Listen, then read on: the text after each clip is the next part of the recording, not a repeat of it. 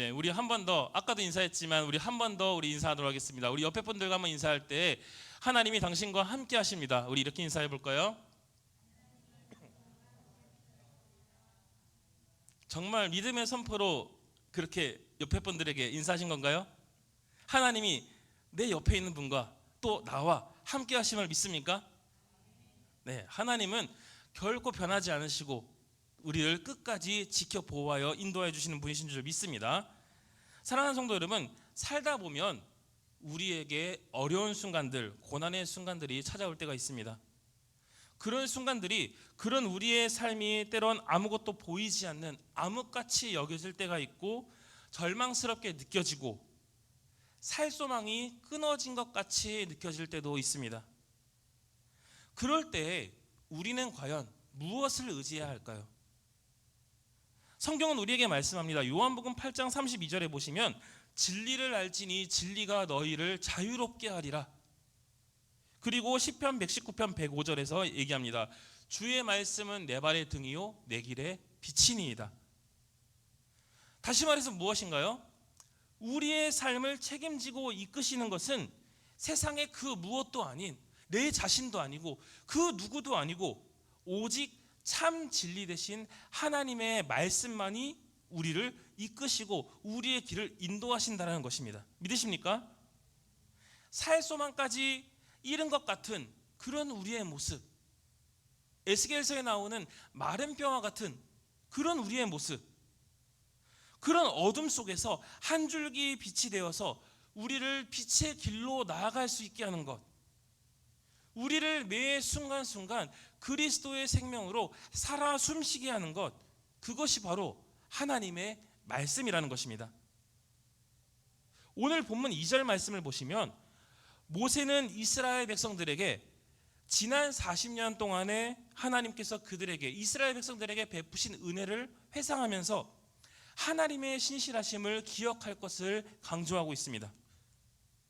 그리고 앞서 1절에 보시면 내가 오늘 명하는 모든 명령을 너희는 지켜 행하라. 그리하면 너희가 살고 번성하고 여호와께서 너희의 조상들에게 맹세하신 땅에 들어가서 그것을 차지하리라 얘기하고 있습니다. 약속의 땅, 가나안 땅을 주시겠다고 말씀하시면서 그 땅을 취하기 위해서는 가장 먼저 해야 할 일, 가장 중요한 것은 그 어떠한 것이 아니라 하나님의 말씀을 지켜 행하는 것이라고 지금 이 신명기 말씀에서 모세는 선포하고 있는 것입니다. 1절에 다시 한번 보시면 그것을 차지하리라, 마지막에 그것을 차지하리라라고 하였는데 여기서 차지하리라는 단어는 원어인 히브리어로 아라쉬라는 단어를 사용하고 있습니다. 이것은 상속하다, 소유하다, 점유하다, 차지하다라는 뜻으로 이 동사는 구약에서 약 250회 이상 사용됩니다. 그리고 이 단어의 중요성은 아브라함과 이삭과 야곱에 대한 하나님의 약속에서 발견됩니다. 하나님께서는 가나안 땅을, 그 약속의 땅을 아브라함의 자손들에게 영원한 소유물로 주시겠다고 약속하셨습니다. 그렇기 때문에 출애굽한 이스라엘 백성들이 약속의 땅에 들어가는 것은 하나님의 계획하심과 그분의 섭리 안에 있는 극히 당연하게 이루어져야 할 일이라는 것입니다. 왜 그럴까요? 하나님이 앞서 창세기에서 약속하셨고 그 하나님이 어떠한 분이십니까? 하신 말씀을 반드시 이루시는 분이시기 때문입니다. 그런데 문제는 그 약속의 땅에 들어가는 것이 가만히 있다고 해서 그냥 이루어지는 것은 아니라는 것입니다.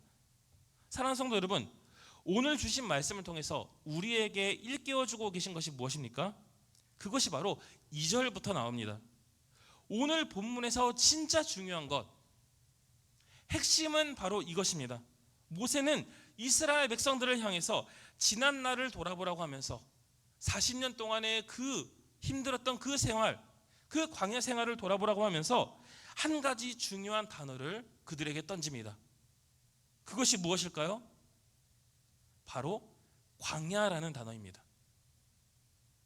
하나님은 이스라엘 백성들을 출애굽시키신 후에 광야로 인도하셨습니다. 광야, 우리가 한번 생각해 볼 때 흔히들 우리가 생각하는 광야는 어떠한 곳인가요? 사막, 불모지, 고통이 따르는 장소, 낮에는 너무나도 춥고, 낮에는 너무나도 더워서 견디기 힘들고, 밤에는 너무나도 추워서 견디기 힘든 곳, 물도 양식도 아무것도 없는 허허벌판, 그곳이 바로 광야입니다. 그곳은 그 길의 끝이 어딘지 알 수 없고, 매서운 바람이 불고 전갈과 독충이, 산짐승들이 들끓는 정말 죽기 딱 좋은 곳입니다. 우리는 흔히들 그 광야를 그렇게 알고 있죠. 사랑하는 여러분, 만약 우리가 그 광야 한가운데, 사막 한가운데에 서 있다면 과연 우리는 어떠한 모습일까요? 그러한 곳에서 살아남기 위해서 저와 여러분은 무엇을 할 수 있겠습니까? 그런데 하나님께서는 당신의 백성들을 그 고난의 땅, 언제 죽을지 모르는 그 광야로 이끌고 가셨다는 것입니다. 왜 하나님께서는 그들을 좋은 길이 아닌, 좋은 땅이 아닌 광야로 인도하셨습니까? 이스라엘 백성들이 하도 말을 안 들으니까, 계속 불평불만만 하고 불순종하니까, 그래 너네 한번 죽어봐라 그러면서 괴롭히시려고, 인생의 쓴맛을 보여주시려고 그러신 건가요? 결코 그렇지가 않습니다. 하나님께서는 이스라엘 백성들의 광야로 인도하신 그 이유를 분명하게 설명하고 있습니다. 우리는 여기서 하나님 아버지의 사랑과 그 마음, 그리고 그분의 놀라운 진리를 이 말씀 속에서 우리가 발견할 수 있어야 합니다. 사랑하는 여러분, 하나님께서 그들을 광야로 인도하신 이유는 바로 그들을 살리기 위해서입니다. 그런데 여러분, 이상하지 않습니까? 살리기 위해서라면 땅도 좋고 먹을 것도 많고 어려움과 고난이 없는 그런 땅으로 인도하시는 것이 맞을 텐데, 하나님은 이스라엘 백성들을 살리시기 위해서 살기 좋은 곳이 아닌 죽기 좋은 땅으로 인도하셨다라는 것입니다. 뭔가 모순 같지 않나요? 우리가 여기서 의문을 가지지 않을 수가 없습니다. 우리의 상식과는 전혀 정반대의 방법을 택하신 것입니다. 하지만 사랑하는 여러분, 하나님의 계획에는 틀림이 없는 줄 믿습니다. 믿으십니까?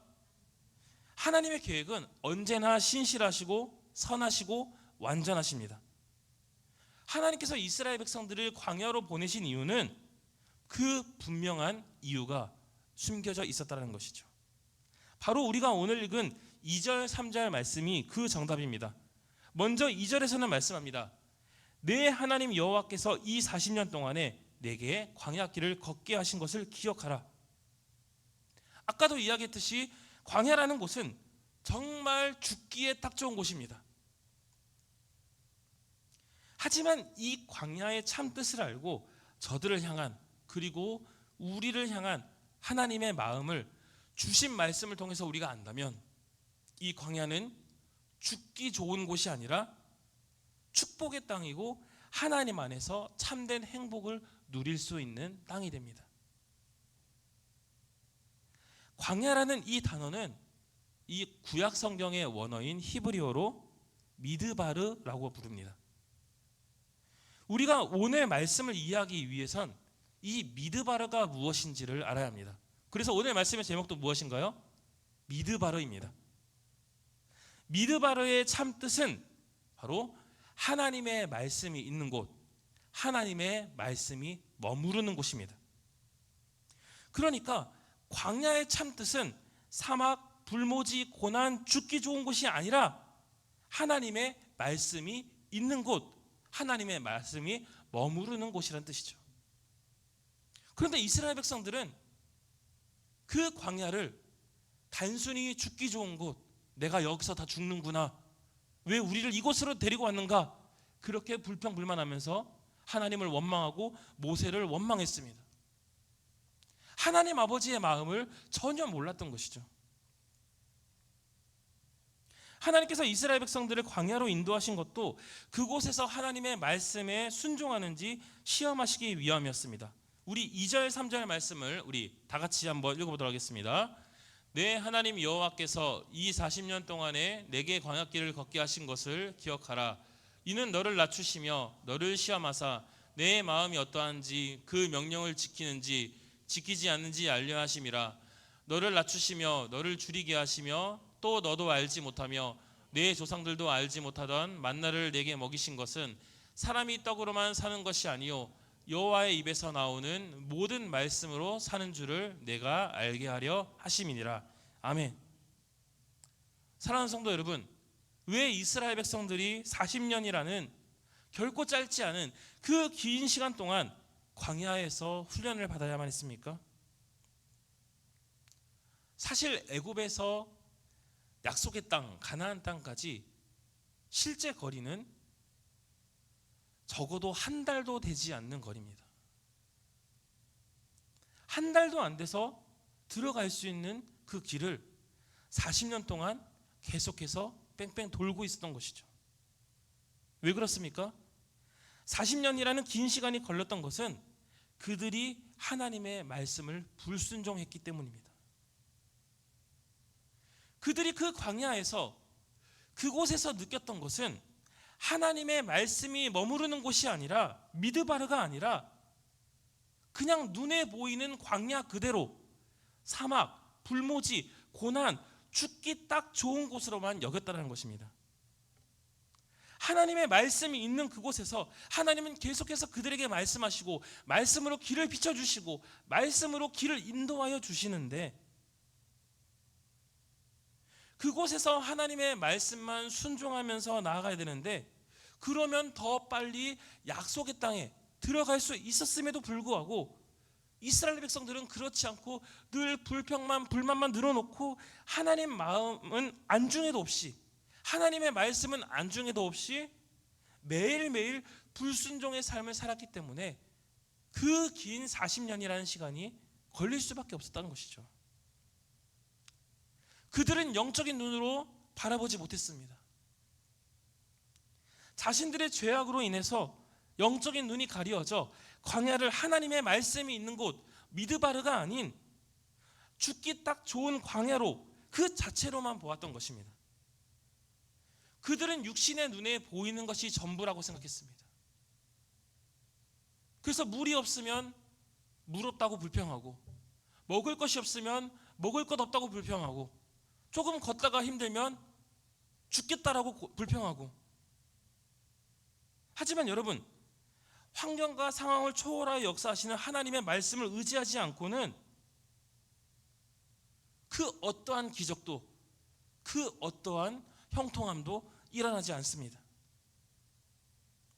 그들은 얘기합니다. 왜 우리를 이곳으로 데리고 와서 다 죽게 만드느냐? 이럴 거면 우리는 외국에 있는 게 낫지 않았겠느냐?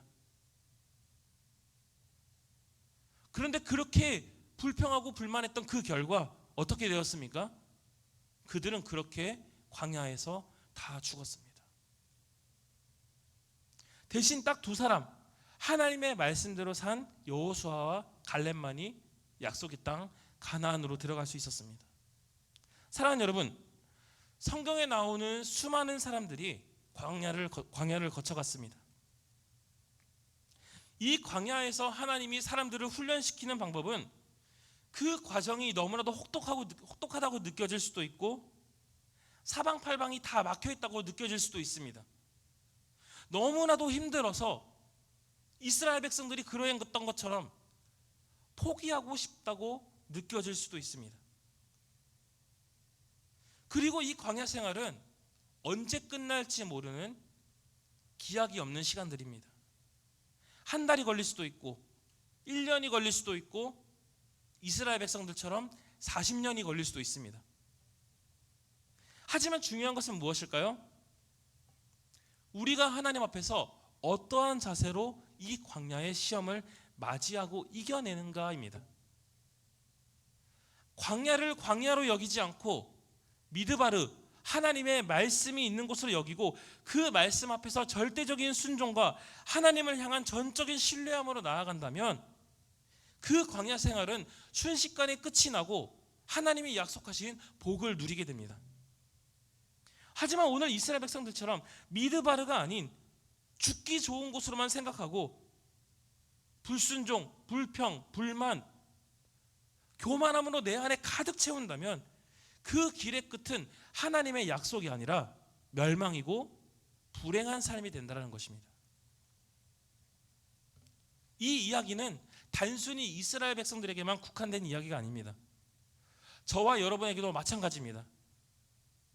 우리에게도 반드시 살면서 언젠가는 적어도 단 한 번은 광야가 찾아옵니다. 이미 그 광야의 길을 걸으신 분도 있을 수도 있고요, 아직 찾아오지 않고 언젠가 후에 걸을 수도 있습니다. 그런데 우리가 그 광야를 통과할 수 있는 유일한 길은 다른 것에 있지 않습니다. 바로 한 가지, 무엇일까요? 하나님의 말씀대로 사는 삶인 줄 믿습니다. 하나님의 말씀대로 살지 않는다면 그곳은 정말 광야가 되는 것입니다. 이스라엘 백성들이 느꼈던 광야로서 늘 고통받고 힘든 삶을 살게 되는 것입니다. 하나님이 저들에게 진정으로 원하신 것은 무엇이었습니까? 배고프다고 찾아야 할, 목마르다고 찾아야 할 육신의 양식이 아닌 하나님의 영의 양식, 바로 하나님의 말씀을 그들이 찾기를 하나님은 바랬던 것입니다. 하나님께서는 오늘 읽은 3절 말씀에서 이렇게 말씀합니다. 사람이 떡으로만 사는 것이 아니요 여호와의 입에서 나오는 모든 말씀으로 사는 줄을 네가 알게 하려 하심이라. 사랑하는 성도 여러분, 우리는 무엇으로 만족하고 있습니까? 세상의 것, 육신의 것, 지금 나를 기분 좋게 하는 것, 나의 삶을 윤택하게 하고 편안하게 하는 것, 그것으로 만족하고 계신가요? 그것이면 충분하다고 생각하고 계신가요? 우리가 살아가면서 특별히 고난의 현장에서 우리가 정말 찾아야 될 것은 우리의 배고픔을 채워주는 떡이 아니라 우리의 영혼을 채워주는 하나님의 말씀인 줄 믿습니다. 그래야지만 우리 앞에 펼쳐진 시련을 우리가 믿음으로 능히 이겨낼 수 있는 것입니다. 말씀을 맺도록 하겠습니다. 사랑하는 성도 여러분, 광야는 어떠한 곳입니까? 아무것도 없는 곳입니까? 정말 죽기 좋은 곳입니까? 나를 힘들게 하는 곳인가요? 살소망까지 끊어진 것 같은 포기하고 싶은 곳인가요? 고난받고 죽기에 딱 좋은 곳입니까? 광야는 바로 미드바르, 하나님의 말씀이 있는 곳인 줄 믿습니다. 에스겔 37장에서 살소망이 다 끊어졌던 마른 뼈에게 하나님의 말씀이 심어지고 하나님의 말씀이 임하고 성령이 임했을 때에 그 마른 뼈들이 살이 붙고 다시 살아나서 하나님의 군대가 되었던 것처럼 우리 삶에 힘들고 소망이 없다 할지라도 그분의 말씀을 믿음으로 받고 그 말씀에 순종함으로 따르면서 성령을 내 안에 모시어 살면 우리 안에 새로운 삶이 펼쳐지는 줄 믿습니다. 우리가 상상할 수도 없는 기적이 일어나는 줄 믿습니다. 비록 지금 내 삶에 고난이 찾아왔다 할지라도, 힘들고 절망스럽다 할지라도 다 사람들이 우리를 욕하면서 너는 살 소망이 없는 사람이야, 포기하는 게 오히려 더 나을 거야, 그렇게 조롱한다 할지라도 우리는 다시 주님을 향해 주님의 그 말씀을 붙들고 살아나게 되는 줄 믿습니다. 내 영이 다시 살게 되는 바로 그곳, 끊어진 소망, 죽은 소망이 아니라 산 소망이 되는 곳, 바로 그곳이 광야 미드바르입니다. 우리가 주신 말씀을 기억하면서 어떠한 상황에서도 하나님의 말씀을 놓지 않는 저와 여러분 될 수 있기를 주님의 이름으로 간절히 소망합니다. 우리의 인생을 온전히 하나님께 드리면서 삶의 참 정답이신 하나님의 말씀만을 믿음으로 붙잡고 나아가는 그래야 해서 우리에게 부어주시는 미드바르의 축복을 경험하는 저와 여러분 되기를 주님의 이름으로 간절히 소망합니다.